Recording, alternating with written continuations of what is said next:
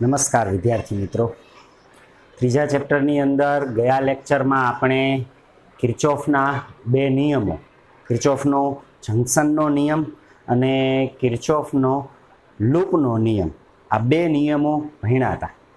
આ બે નિયમોનો ઉપયોગ કરીને હવે કેટલાક ઉદાહરણો આપણે ગણીએ. તો ત્યાર પછી ટેક્સ્ટમાં છે ઉદાહરણ નંબર 3.6. એની રકમ કંઈક આવી છે કે દરેક 1 ઓહમના એવા 12 અવરોધોથી એક સમઘન નેટવર્કના વિકર્ણના સામસામેલા આવેલા બિંદુઓ વચ્ચે અવગણી શકાય તેવો આંતરિક અવરોધ ધરાવતી 10 વોલ્ટની બેટરી જોડેલી છે. 12 અવરોધો છે, દરેકનું મૂલ્ય નામ આપ્યું છે આપણે સ્મોલ આર, એનું મૂલ્ય કેટલું છે 1 ઓહમ. આવા 12 અવરોધો વડે એક સમઘન બનાવેલો છે. આ સમઘનમાં વિકર્ણના અંતિમ બિંદુ એ અને સી ડેશ એની વચ્ચે એક 10 વોલ્ટ EMF ધરાવતી બેટરી છે. બેટરીનો આંતરિક અવરોધ અવગણીય છે. તો પ્રશ્ન છે, નેટવર્કનો સમતુલ્ય અવરોધ અને સમઘનની દરેક ભુજામાંથી પસાર થતો પ્રવાહ. નેટવર્કનો સમતુલ્ય અવરોધ એ અને સી ડેશ વચ્ચે સમતુલ્ય અવરોધ કેટલો હશે એ કહેવાનું છે, અને દરેક ભુજામાંથી આ AB, BC, AD, A dash વગેરે અલગ અલગ શાખાઓમાંથી કેટલા મૂલ્યનો વિદ્યુત પ્રવાહ વહેશે એ પ્રવાહ કહેવાનું છે. અહીં પરીક્ષામાં રકમમાં જે આકૃતિ આપે એમાં માત્ર આ જ રીતે અવરોધો અને કોષ જ આપે, બરાબર. પ્રવાહનું વિતરણ આપણે દર્શાવવાનું હોય. સમજો કે બેટરીના ધન છેડાથી ઋણ છેડા તરફ કંઈક પ્રવાહ પસાર થાય છે. હવે ઈ પ્રવાહ બેટરીના ઋણ ધ્રુવ સુધી પહોંચે એ પહેલા આ સમઘનની અંદર જુદી જુદી શાખાઓમાં વહેંચાશે. પ્રવાહ પહેલા એ પાસેથી અંતે સી ડેશ પાસે પહોંચે ત્યારે એ પાસે વિદ્યુત પ્રવાહ છે એને વહેવા માટે 3 માર્ગ છે. એ પાસે વિદ્યુત પ્રવાહને વહેવા માટે 3 માર્ગ છે, એ થી બી, એ થી ડી ને એ થી એ ડેશ. જો આ ત્રણેય માર્ગે ઈ સી ડેશ પાસે પ્રવાહ પહોંચે ને તો ત્રણેય માર્ગે સમમિતિ છે, એક સરખી સ્થિતિ છે. અહીંયા એ થી બી, બી થી સી ને સી થી સી ડેશ સમજો કે પહોંચે તો 3 અવરોધ વાળા માર્ગે ઈ પહોંચે. એ જ રીતે આમ આવે એ થી ડી, ડી થી સી, સી થી સી ડેશ, અહીંયા પણ એક અવરોધ આમ હશે, બરાબર. એ થી ડી, ડી થી સી અને સી થી સી ડેશ તો પણ 3 અવરોધ વાળા માર્ગે પહોંચે. સમજો કે પ્રવાહ આ બાજુ વહે છે તો એ થી એ ડેશ, એ ડેશ થી ડી ડેશ, ડી ડેશ થી સી ડેશ. ટૂંકમાં ત્રણેય માર્ગે એક સરખા અવરોધો છે. પ્રવાહ આવે છે, પ્રવાહને વહેવા માટે એક સરખા 3 માર્ગ હોય તો પ્રવાહ 3 સરખા ભાગે વહેંચાઈ જાય. તેથી અહીંયાથી પ્રવાહ 3 ભાગમાં વહેંચાશે. આગળ જતા આ બી, ડી અને ડી ડેશ, બી, ડી અને એ ડેશ આ બિંદુઓ પાસે પ્રવાહ વળી 2 સરખા ભાગમાં વહેંચાશે. 2 વળી માર્ગ આવશે. એ પાસેથી જેમ 3 માર્ગ છે એમ બી, ડી અને એ ડેશ પાસે પ્રવાહને વહેવા માટે સમમિતિના આધારે 2 માર્ગો હોય તો પ્રવાહ વળી 2 ભાગમાં વહેંચાય. તો જો તમે અહીંયા I પ્રવાહ લ્યો તો અહીંયા I/3, I/3, I/3 કેવું પડે, 3 ભાગ કરશું એટલે, અને ત્યાર પછી 2 ભાગ કરીએ તો I/3 નું અડધું, I/6, I/6 કરી. પણ સરળતા રહે એટલા માટે ધારો કે બેટરીના ધન છેડાથી ઋણ છેડા તરફ 6I પ્રવાહ વહે છે. ધન છેડામાંથી બહાર તરફ એ 6I જેટલો પ્રવાહ વહે છે. આ 6I પ્રવાહ જ્યારે એ પાસે પહોંચશે ત્યારે 3 ભાગમાં વહેંચાશે. એક એ થી બી તરફ, એક એ થી ડી તરફ અને એક એ થી એ ડેશ તરફ. ધારો કે આ પ્રવાહ 2I છે, આ માર્ગે પ્રવાહ 2I છે અને આ માર્ગે પ્રવાહ કેટલો છે 2I. તો હવે એટલા માટે સરખા ભાગ થાય છે કે ત્રણેય માર્ગે અવરોધ સરખા છે. પ્રવાહને વહેવા માટે એકથી વધુ માર્ગ ઉપલબ્ધ હોય ને જુદા જુદા માર્ગે અવરોધ જુદા જુદા હોય તો જે માર્ગે અવરોધ ઓછો હોય ને એ માર્ગે પ્રવાહ વધુ હોય, જે માર્ગે અવરોધ વધુ હોય એ માર્ગે પ્રવાહ ઓછો હોય, બરાબર. પણ અહીંયા તો દરેક માર્ગે અવરોધ સરખો છે તો પ્રવાહ સરખો વહેશે, તેથી 3 સરખા ભાગ પાડ્યા છે, A થી B 2I પ્રવાહ, A થી D 2I પ્રવાહ અને A થી A' 2I પ્રવાહ. હવે આ 2I પ્રવાહ B પાસે પહોંચે, એને ઋણ ધ્રુવ સુધી પહોંચવા માટે C' પર પહોંચવું પડે, તો C' પર પહોંચવા માટે B થી એક આ માર્ગ C', એક આ માર્ગ B', C'. અહીંયા પણ આમ એક અવરોધ હશે, બરાબર. તેથી B થી C થી C' 2 અવરોધ વાળો માર્ગ, B થી B' અને B' થી C' આ પણ 2 અવરોધ વાળો માર્ગ. એટલે કુલ બંને માર્ગે 2 અવરોધ સરખા છે, તો વળી પ્રવાહ B પાસેથી 2 ભાગમાં વહેંચાશે, B થી C તરફ કેટલા મૂલ્યનો I, B થી B' તરફ I. એ જ રીતે D પાસેથી પ્રવાહ 2 ભાગમાં વહેંચાશે, D થી C તરફ I અને D થી D' તરફ I. એ જ રીતે પ્રવાહ A' પાસે 2I પ્રવાહ પહોંચે છે, એ પણ 2 ભાગમાં વહેંચાશે, એક A' થી B' તરફ I અને એક A' થી D' તરફ I. બરાબર. હવે આગળ જતા અહીંયા C પાસે પ્રવાહ 2 ભાગ બાજુથી આવે છે, એક D તરફથી અને એક B તરફથી. D તરફથી I પ્રવાહ અને B તરફથી I પ્રવાહ, બંને પ્રવાહ ભેગા થાય તો C' તરફ I+I એટલે કે 2I પ્રવાહ વહેશે. C પાસે આ D તરફથી I પ્રવાહ આવે છે, B તરફથી ને I પ્રવાહ છે, તો બંને પ્રવાહ ભેગા થઈ અને C' માર્ગે 2I પ્રવાહ વહેશે. એ જ રીતે આ B' પાસે A' તરફથી I પ્રવાહ, B તરફથી ને I પ્રવાહ, તો B' થી C' તરફ આ બાજુ ફરીથી 2I પ્રવાહ વહેશે. એ જ રીતે અહીં D' પાસે A' તરફથી I અને D તરફથી I, બંને પ્રવાહ ભેગા થાય તો 2I પ્રવાહ વહે. આમ D' C' માર્ગે 2I, B' C' માર્ગે 2I અને C' માર્ગે 2I. આ ત્રણેય 2I પ્રવાહ ભેગા થાય એટલે 6I જેટલો પ્રવાહ બેટરીના ઋણ ધ્રુવમાં દાખલ થઈ ગયો. જેટલો પ્રવાહ બેટરીના ધન ધ્રુવમાંથી બહાર નીકળતો હતો એ પ્રવાહ આપણે અવરોધના જુદા જુદી શાખાઓમાં જુદા જુદા ભાગમાં અવરોધના મૂલ્ય પ્રમાણે વહેંચો અને ફરી પાછો પ્રવાહ ભેગો થઈ અને બેટરીના ઋણ ધ્રુવમાં દાખલ થઈ ગયો. આ પ્રવાહનું વિતરણ છે. હવે વિદ્યુત પ્રવાહના આ વિતરણનો ઉપયોગ કરી અને સમતુલ્ય અવરોધ મેળવી. સમતુલ્ય અવરોધ મેળવવા માટે કિર્ચોફના બીજા નિયમનો પહેલા ઉપયોગ કરીએ.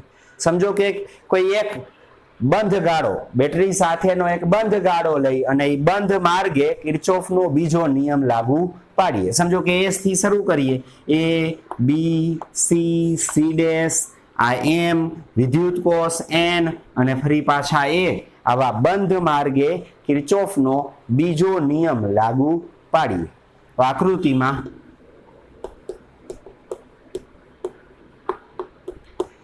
A, B, C, પછી C', પછી M, પછી વિદ્યુત કોષ મારફતે N અને ફરી પાછા A. આ લૂપ માટે અથવા બંધ માર્ગે કિર્ચોફનો બીજો નિયમ લાગુ પાડતા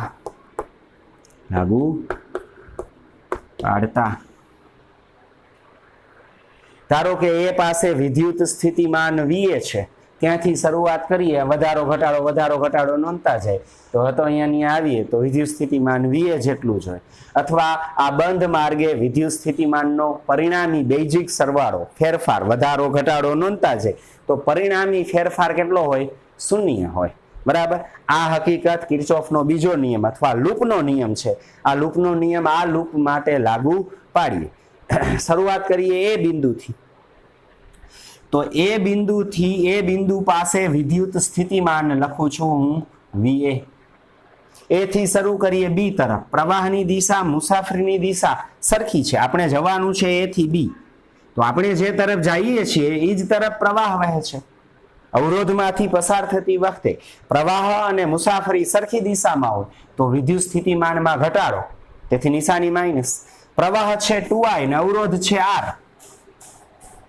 તો 2IR જેટલો વિદ્યુત સ્થિતિમાન ઘટશે. હવે પહોંચ્યા B પાસે. B થી C તરફ જતા ફરીથી પ્રવાહ મુસાફરી સરખી દિશામાં, તેથી વિદ્યુત સ્થિતિમાનમાં ઘટાડો, તો નિશાની માઇનસ. પ્રવાહ I છે, અવરોધ R છે. આ શાખામાં પ્રવાહ I છે, અવરોધ R છે. C થી C ડેશ ઘડી પ્રવાહ મુસાફરી સરખી દિશાના, વિદ્યુત સ્થિતિમાનમાં ઘટાડો, નિશાની માઇનસ. પ્રવાહ છે 2I અને અવરોધ છે R, તેથી -2IR જેટલો ઘટાડો થશે.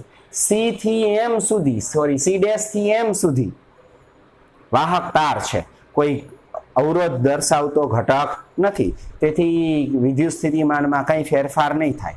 M થી N તરફ જતા રસ્તામાં વિદ્યુત કોષ આવે, એના ઋણ છેડાથી ધન છેડા તરફ જતા વિદ્યુત સ્થિતિમાનમાં વધારો થાય. ઋણથી ધન તરફ જતા વિદ્યુત સ્થિતિમાન વધશે. પ્લસ વિદ્યુત કોષનું EMF 10 વોલ્ટ છે, તો +10.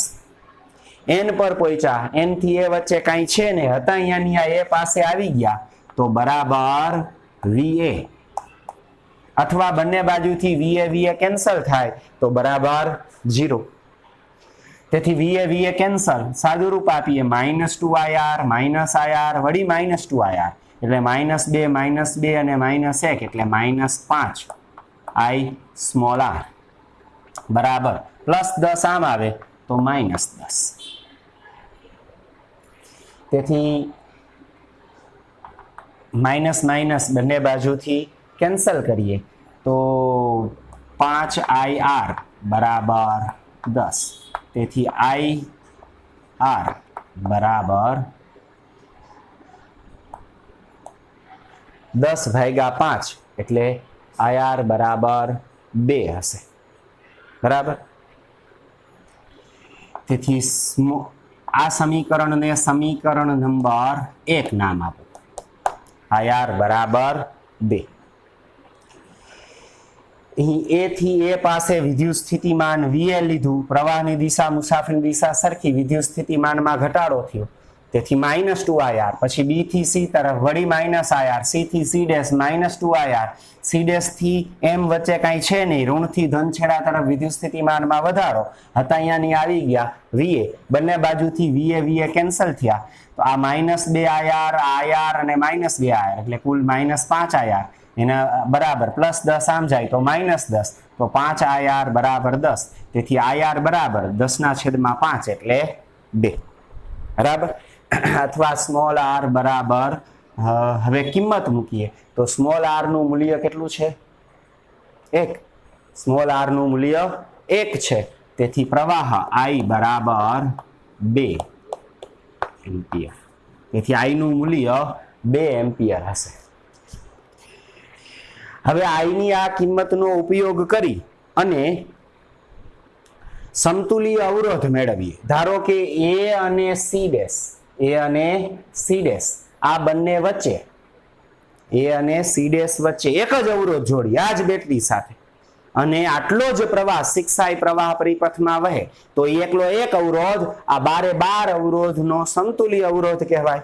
સમજો કે આપણું આ A બિંદુ છે અને આ C ડેશ બિંદુ છે, વચ્ચે 12 અવરોધો જોડેલા છે. એની જગ્યાએ હવે એક જ અવરોધ કેપિટલ R એવો જોડીએ કે જેથી કરીને આ જ બેટરી એટલે કે E બરાબર 10 વોલ્ટ EMF ધરાવતી બેટરી સાથે જોડવાથી આટલો જ એટલે કે 6I જેટલો જ પ્રવાહ વહે.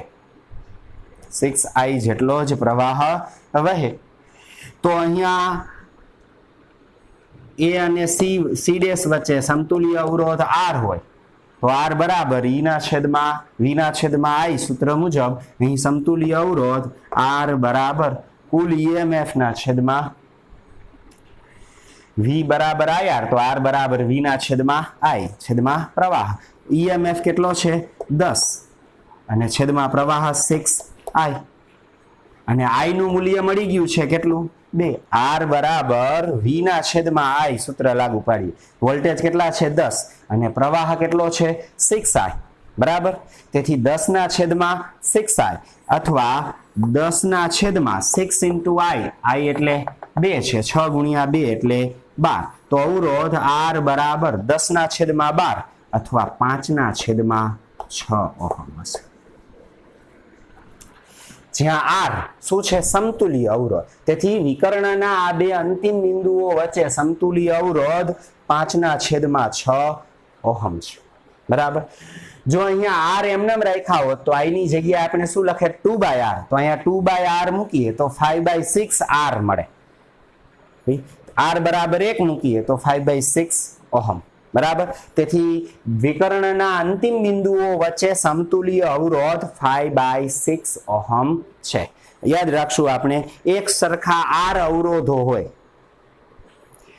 આર મૂલ્યના એક સરખા 12 અવરોધો છે, એને વિકર્ણ સમઘનથી ગોઠવી નાખીએ, સમઘનની દરેક ભુજાઓ તરીકે એને લઈ અને ગોઠવી નાખીએ તો વિકર્ણના છેડાઓ એટલે કે અંતિમ બિંદુઓ વચ્ચે સમતુલ્ય અવરોધ 5/6 r જેટલો થાય. અહીં r બરાબર 1 છે એટલે સમતુલ્ય અવરોધ 5/6 ઓહમ હશે. બરાબર. આની મદદ વડે હવે જુદી જુદી શાખામાં વહેતો પ્રવાહ કહેવાનો આઈનું મૂલ્ય મળી ગયું છે.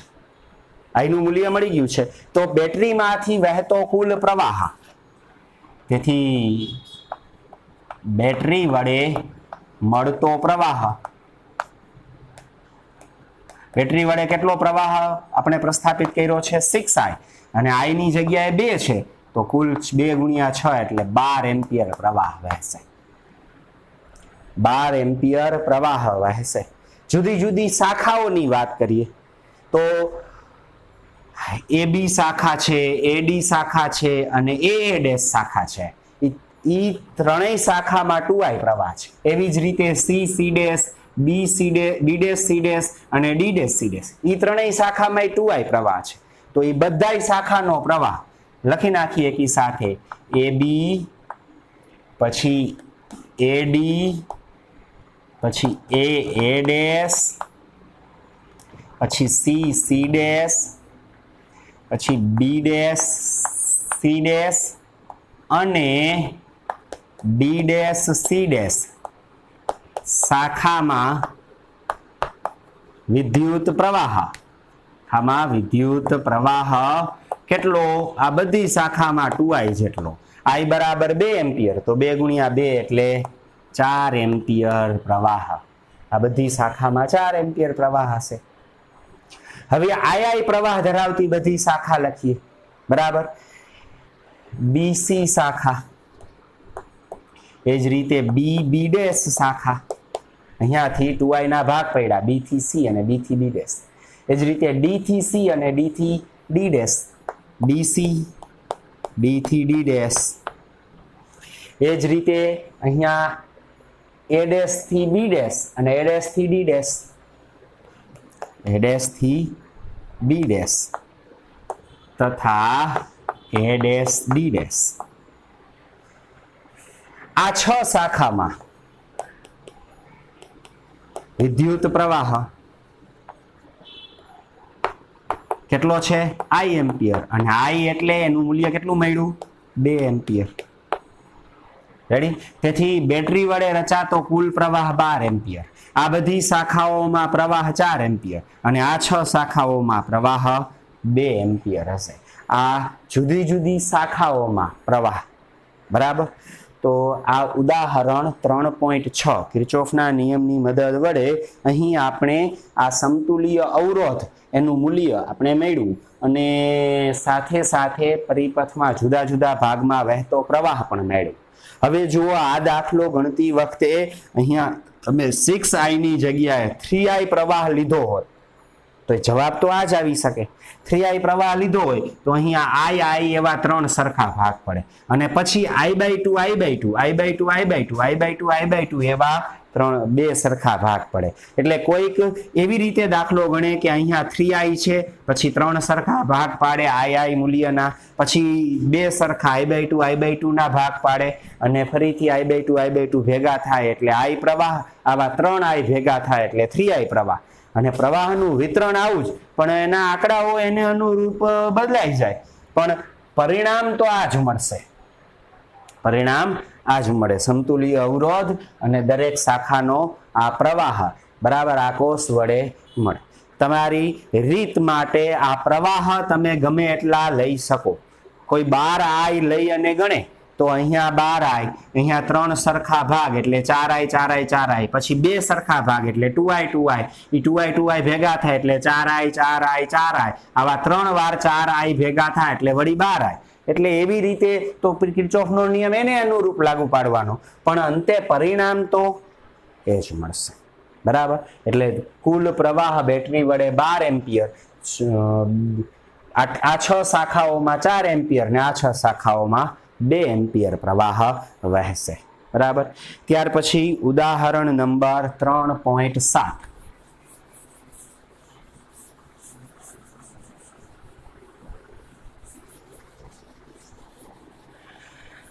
એમાં પણ આપણે કિર્ચોફના બીજા નિયમનો ઉપયોગ કરી, કિર્ચોફના બીજા નિયમની મદદ વડે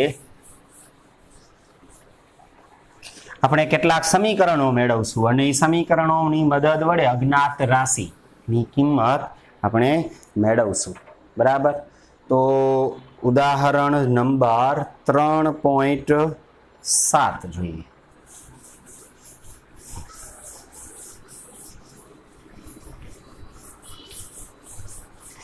એની રકમમાં પણ આકૃતિ આપેલી છે. ઉદાહરણ 3.7 માં પણ આકૃતિ રકમમાં આપેલી છે. ટેક્સ્ટમાં જેવી આકૃતિ આપે ને એવી સંપૂર્ણપણે કઈ રકમમાં પરીક્ષામાં ન આપે. એમાં પ્રવાહ કોઈક વાર દર્શાવી દે અથવા ન પણ દર્શાવે. બરાબર. રકમ કંઈક આવી છે. આકૃતિ 3.24 માં દર્શાવેલ નેટવર્કમાં દરેક શાખામાંથી વહેતો પ્રવાહ શોધો. દરેક શાખામાંથી કેટલો પ્રવાહ વહેશે, આ પ્રવાહ આપણે શોધવાનો છે. બરાબર. અહીં જે રકમ આપેલી છે એ રકમમાં પ્રવાહ સહિત આકૃતિ આપેલી છે, પણ કદાચ પરીક્ષામાં પ્રવાહ ન આપે તો પણ આપણને આવડવું જોઈએ.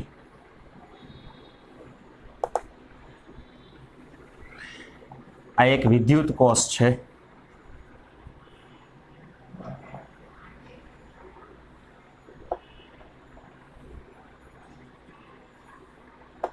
આ બિંદુનું નામ છે A, આ અવરોધ છે 4 ઓહમનો, આ બિંદુનું નામ છે B, આ 10 વોલ્ટની બેટરી છે, આ અવરોધ 1 ઓહમ છે, આ અવરોધ 4 ઓહમ છે, આ અવરોધનું મૂલ્ય 2 ઓહમ છે અને આ અવરોધનું મૂલ્ય પણ 2 ઓહમ છે. આ બિંદુનું નામ C છે અને આ છેડાના બિંદુનું નામ D છે. અહીંયા એક વિદ્યુત કોષ છે 5 વોલ્ટ, જેને E નામથી આપેલો દર્શાવેલો છે અને એને આ D અને B બિંદુ વચ્ચે જોડેલો આપેલો છે.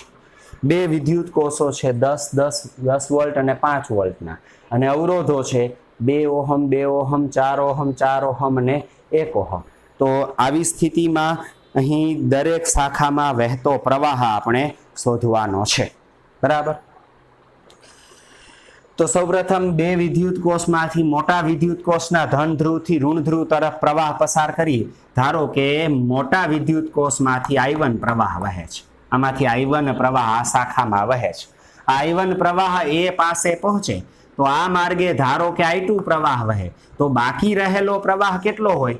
I1 હતો, આમ I2 ગયો, તો બાકી રહેલો પ્રવાહ I1 માઇનસ I2 હોય, એ D તરફ આવશે. આ I1 પ્રવાહ C થી A તરફ, એમાંથી કેટલોક ભાગ I2 નામ આપ્યું છે એથી B તરફ, તો બાકીનો કેટલો હોય? કિર્ચોફના પ્રથમ નિયમ મુજબ જંકશન પાસે ભેગા મળતા વિદ્યુત પ્રવાહનો બેઝિક સરવાળો 0, એટલે કે જંકશન તરફ આવતા પ્રવાહ બરાબર દૂર જતો પ્રવાહ. તો આમાં આવે છે I1, આ I2 જાય છે, તો બાકી કેટલો વધે? I1 minus I2. તેથી AB શાખામાં I2 અને AD શાખામાં I1 માઇનસ I2 પ્રવાહ વહેશે. હવે આ જ રીતે આ 5 વોલ્ટ વડે ધારો કે I3 પ્રવાહ બેટરીના ધન છેડાથી ઋણ છેડા તરફ I3 પ્રવાહ છે, તો આ બાજુથી I2 આવે છે અને આ તરફથી I3 આવે છે, બંને ભેગા થાય તો આ શાખામાં કેટલો વહે? I2 પ્લસ I3 જેટલો પ્રવાહ આમ વહેશે. I2 પ્લસ I3 જેટલો પ્રવાહ આમ વહે છે, આ બાજુ I1 વહી જાય તો આ શાખામાં કેટલો વધશે? હતો કેટલો? I2 plus I3.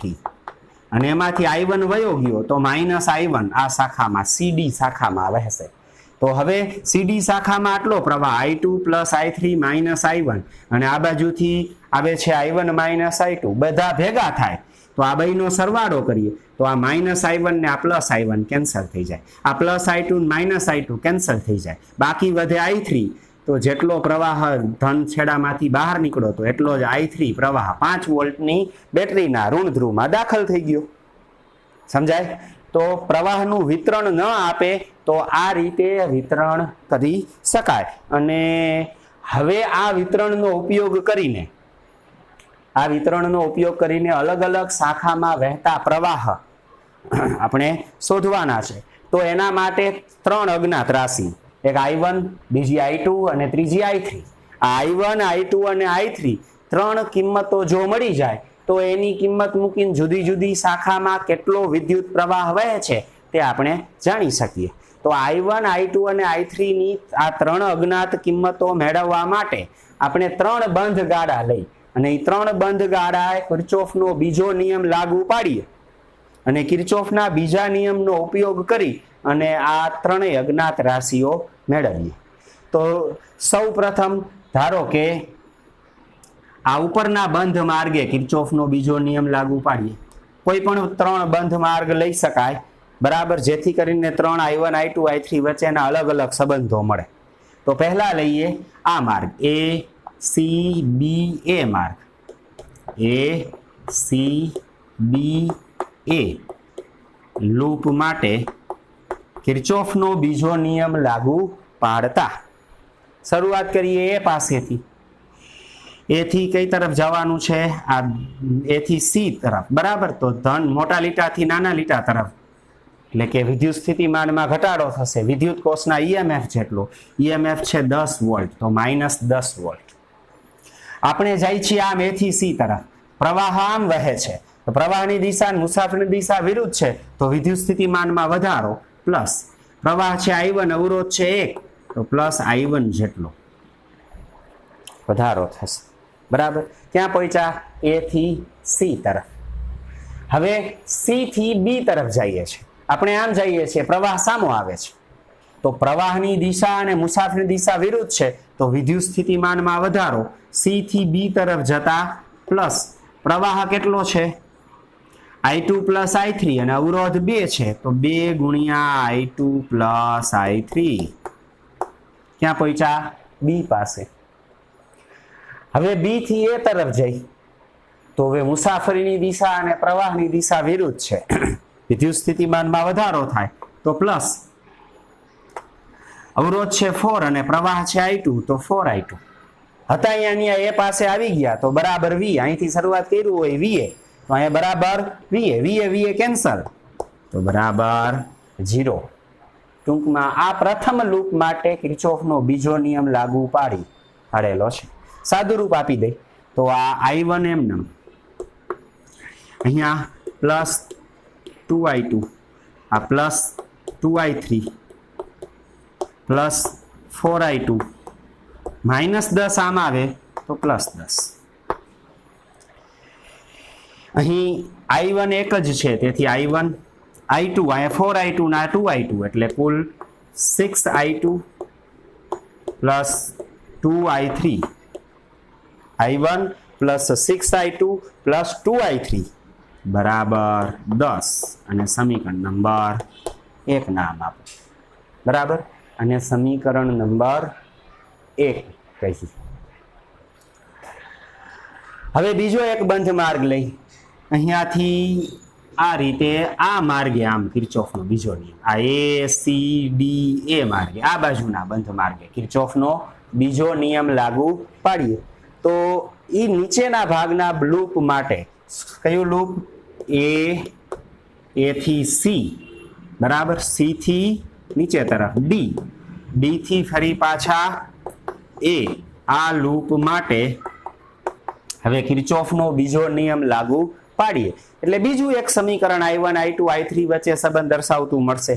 તો આ માર્ગે શરૂઆત કરીએ A થી C સુધી તો પહેલા 10 વોલ્ટ જેટલું વિદ્યુત સ્થિતિમાન વિદ્યુત કોષમાંથી પસાર થતી વખતે ઘટશે અને પછી વધારો થશે પ્લસ I1 જેટલો. એ થી સી સુધી તો આમાં હતું એવું જ હશે. પછી હવે સી થી ડી તરફ પ્રવાહની દિશા મુસાફરીની દિશા સરખી છે તો વિદ્યુત સ્થિતિમાનમાં ઘટાડો થશે.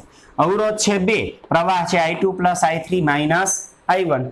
તેથી 2 કૌંસમાં I2 plus I3 minus I1. સમજાય? પ્રવાહની દિશા મુસાફરીની દિશા સરખી તો વિદ્યુત સ્થિતિમાનમાં ઘટાડો. અવરોધ 2 અને પ્રવાહ આટલો. ક્યાં પહોંચ્યા? ડી પાસે. હવે ડી થી એ તરફ જાય તો પ્રવાહ અને મુસાફરી વિરુદ્ધ દિશામાં છે તો વિદ્યુત સ્થિતિમાનમાં વધારો. તેથી નિશાની પ્લસ. અવરોધ છે 4 અને પ્રવાહ છે I1 માઇનસ I2. તેથી અવરોધ ગુણ્યા પ્રવાહ આટલો IR જેટલો વિદ્યુત સ્થિતિમાનમાં વધારો થશે. પ્રવાહ સામો આવે છે. હતા અહીંયા પહોંચી ગયા તો બરાબર વીએ લખ્યા હોય તો કેન્સલ, બરાબર 0. સાદું રૂપ આપીએ તો આ I1 માઇનસ આ 2 વડે ગુણી નાખીએ તો 2I2 minus 2I3 minus minus plus 2I1 plus 4I1 minus 4I2 minus 10 આમ આવે તો પ્લસ 10. બરાબર. અહીં I1 જોઈએ તો આ એક I1 છે અને આ 2I1 છે અને આ 4I1 છે. તો I1 વાળા પદ 1 વત્તા 2 એટલે 3, 3 વત્તા 4 એટલે 7I1.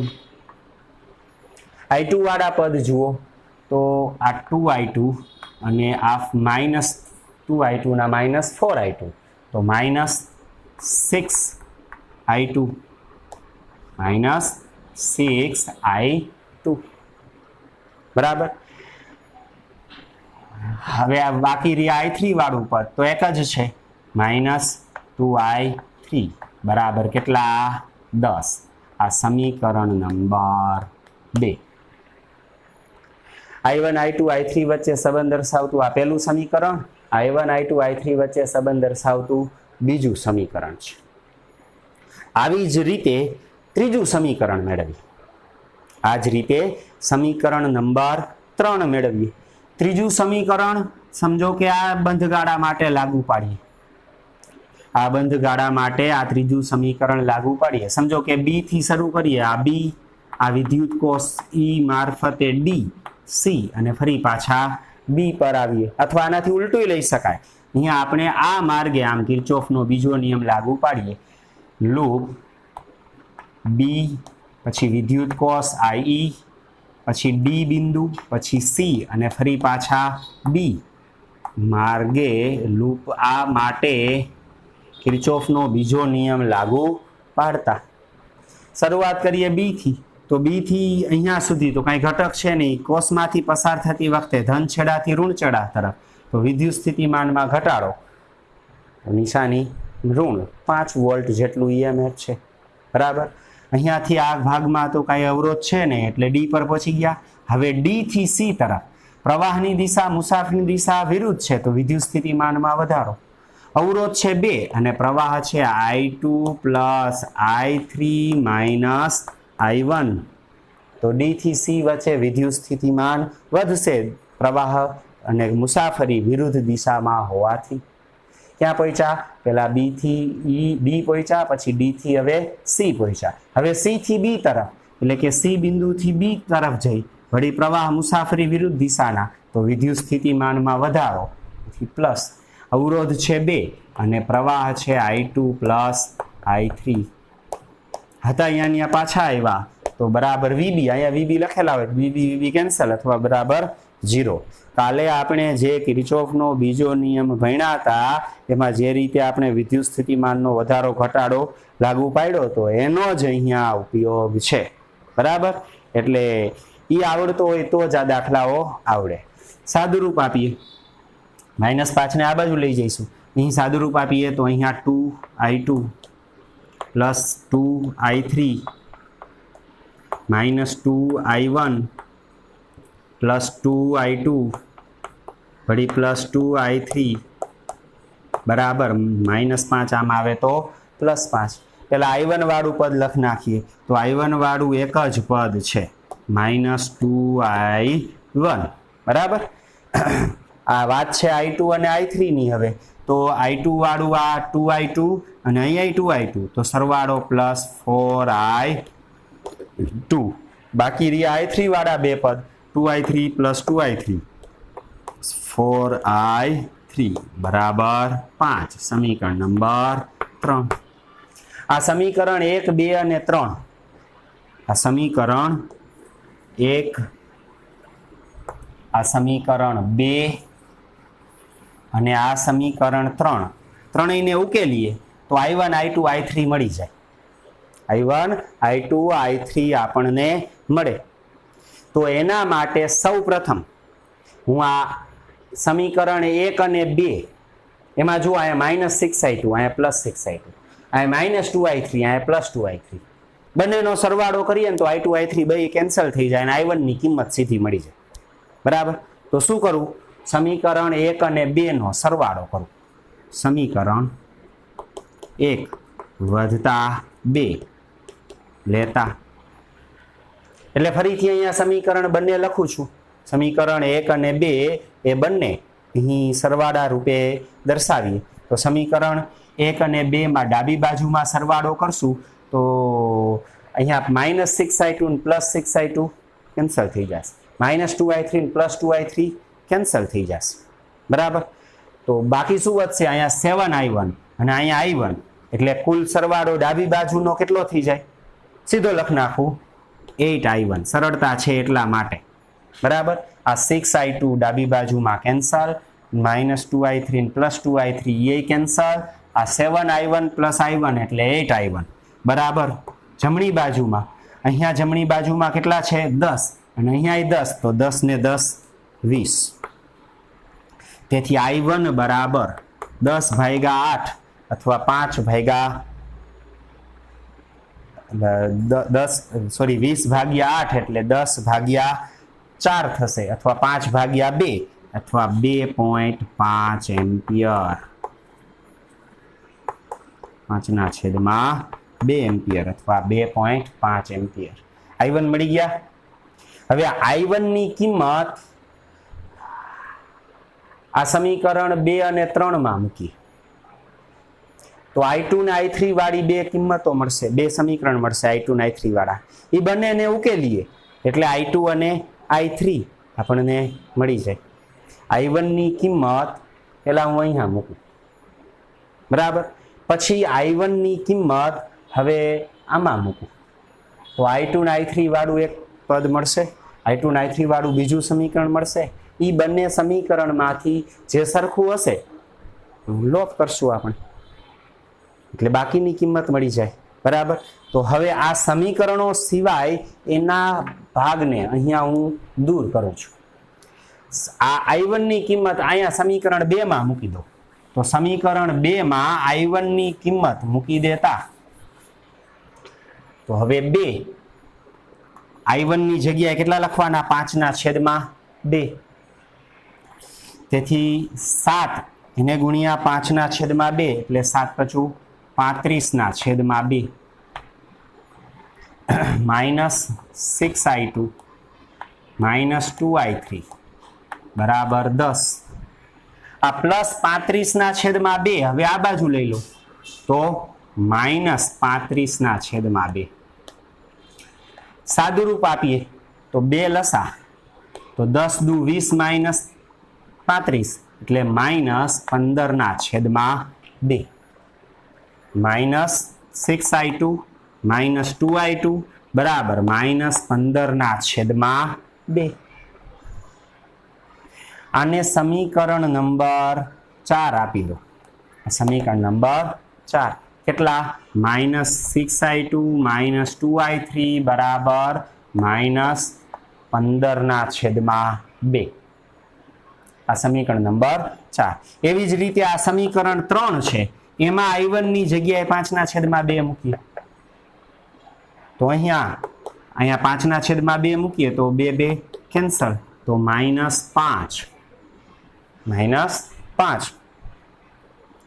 Plus 4i2 plus 4i3 બરાબર 5.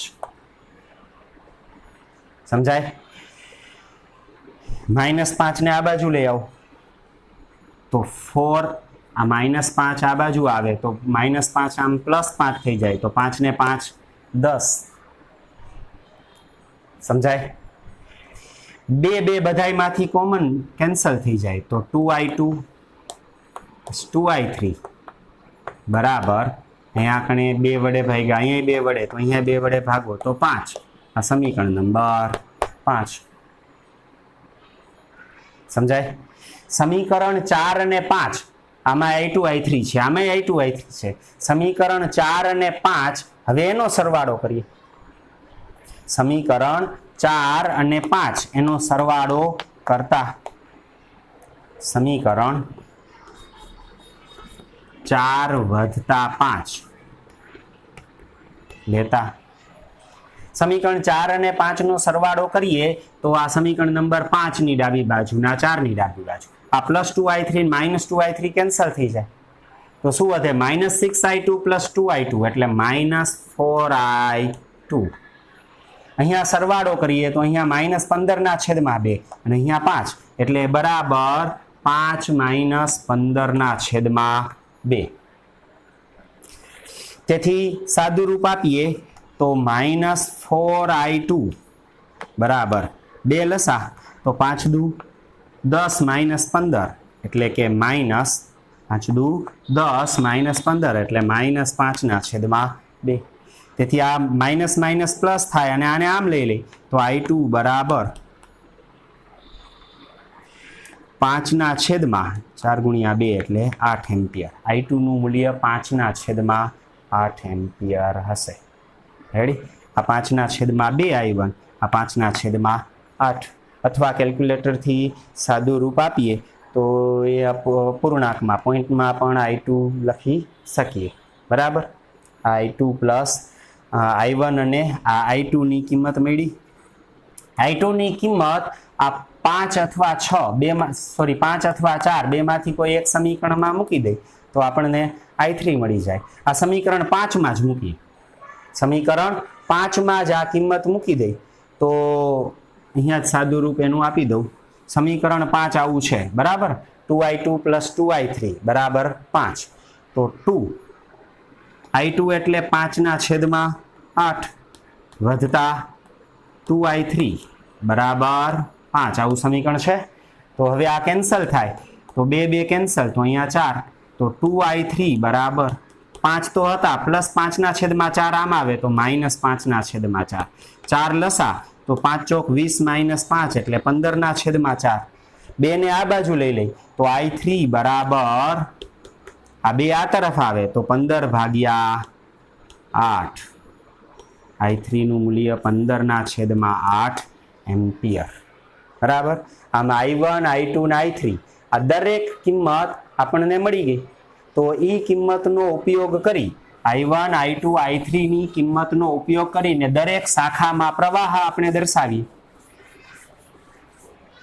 તો સૌપ્રથમ આ i1 i2 અને i3 એની કિંમતો i1 બરાબર 5 ના છેદમાં 2 એમ્પિયર i2 બરાબર 5 ના છેદમાં 8 એમ્પિયર અને i3 બરાબર કેટલા મળ્યા 15 ના છેદમાં 8 એમ્પિયર. બરાબર? હવે અલગ અલગ શાખામાં આની મદદ વડે વિદ્યુત પ્રવાહ એની ગણતરી કરીએ તો સૌપ્રથમ એસી શાખામાં i1 પ્રવાહ છે તો એસી શાખામાં પ્રવાહ જવાબ કેટલો 5 ના છેદમાં 2 એમ્પિયર. એસી શાખાનો પ્રવાહ i1 અને એ i1 એટલે કેટલા 5 ના છેદમાં 2 એમ્પિયર. બરાબર? પછી એબી શાખામાં પ્રવાહ એ કેટલો છે i2 અને i2 કેટલા છે 5 ના છેદમાં 8 એમ્પિયર. એબી શાખામાં પ્રવાહ 5 ના છેદમાં 8 એમ્પિયર. આ BED શાખામાં પ્રવાહ એટલે કે 5 વોલ્ટની બેટરીમાં પ્રવાહ કેટલો I3 અને એ I3 કેટલો 15/8 એમ્પિયર બરાબર. એટલે આ શાખાનો પ્રવાહ આનો પ્રવાહ નાનો લખાઈ ગયો. બાકી રહી આ 3 શાખા બરાબર. તો પહેલા લખીએ AD શાખા. તો AD શાખામાં પ્રવાહ કેટલો છે I1 - I2. I1 I2 ની કિંમતો આપણને ખબર છે. આ I1 I2 ની કિંમતો મૂકી અને સાદું રૂપ આપીએ તો I1 - I2 I1 છે 5/2 માઇનસ I2 છે 5/8 તો બરાબર 8 લસા લઈએ. અહીં છેદમાં 2 છે 8 લસા લઈ તો 4 વડે ગુણવાના 5 × 4 એટલે 20 20 - 5 એટલે 15 તો 15/8 એમ્પિયર. તેથી AD શાખામાં 15/8 એમ્પિયર પ્રવાહ વહેશે. બાકી રહી હવે BC શાખા. તો BC શાખામાં પ્રવાહ કેટલો છે I2 + I3 છે. BC શાખામાં પ્રવાહ કેટલો છે I2 + I3. તો કિંમત મૂકી સાદુરૂપ આપીએ I2 5/8 વધતા I3 15/8 તો 8 લસા તો 15 ને 5 20/8 એટલે કે 10/4 અથવા 5/2 એમ્પિયર બરાબર. તેથી BC શાખામાં પ્રવાહ 5/2 એમ્પિયર. હવે છે આ CD શાખા છેલ્લી CD શાખામાં પ્રવાહ. CD શાખામાં પ્રવાહ કેટલો છે I2 + I3 - I1. I2 + I3 એટલે તો આ 5/2 જ છે I2 + I3 એટલે 5/2 માઇનસ I1 એટલે 5/2 તો પરિણામે પ્રવાહ 0 એટલે કે આ CD શાખામાં કોઈ પ્રવાહ વહેશે નહીં. તો આ અલગ અલગ શાખાઓમાં પ્રવાહ બરાબર. આમ અહીં આપણને પરિપથ આપેલો, પરિપથના ઘટકો અવરોધના મૂલ્ય આપેલા, વિદ્યુત કોષના EMF આપેલા અને પ્રશ્ન પૂછ્યો તો જુદી જુદી શાખામાં પ્રવાહ કેટલો. તો એ પ્રવાહ મેળવવા માટે આપણે 3 બંધ માર્ગ લઈ કિર્ચોફના નિયમ બીજો નિયમ લાગુ પાડ્યો. 3 સમીકરણ મળ્યા I1 I2 I3 એ ત્રણેય સમીકરણને ઉકેલ્યા. હવે મેં જેમ ઉકેલ્યા છે એવી જ રીતે ઉકેલવા એવું જરૂરી નથી. અલગ અલગ ઘણી બધી રીતે આ સમીકરણો ઉકેલી શકાય. આ એક ગણિતનો વિષય છે પણ મેં જે રીતે ઉકેલ્યા એ જ રીતે ઉકેલવીને પરિણામ મેળવવું એવું જરૂરી નથી. અન્ય રીતે પણ આ ત્રણેય સમીકરણો ઉકેલી શકાય અને પરિણામ મેળવી શકાય. પરિણામમાં આપણને I1 I2 I3 મળે એટલે જવાબ નથી આવી જતો. I1 I2 I3 મળ્યા પછી અલગ અલગ શાખામાં કેટલા મૂલ્યનો પ્રવાહ કઈ શાખામાં વહે છે તે પણ લખવું જરૂરી છે. ત્રીજા ચેપ્ટરમાંથી મારા ખ્યાલ મુજબ બોર્ડની પરીક્ષામાં લગભગ દર વર્ષે એ 4 માર્ક્સનો પ્રશ્ન પૂછાઈ શકે. ગયા વર્ષે પૂછાયેલો બરાબર. તો 4 માર્ક્સનો પ્રશ્ન કે દાખલો પૂછવા માટે આ ત્રીજું ચેપ્ટર ઘણું અગત્યનું છે. તો આવા મોટા દાખલાઓ આ 4 માર્ક્સમાં પૂછાઈ શકે બરાબર. તો આ બંને ઉદાહરણો સારું કિર્ચોફના બીજા નિયમના આ 2 ઉદાહરણો વિગતવાર વ્યવસ્થિત જોઈ લેજો. ન સમજાય તો વળી ક્યાં કહેજો બરાબર. ક્યાંય ન સમજાય તો કહેજો. આજે અહીંયા સુધી રાખીએ. સારું ચાલો નમસ્કાર.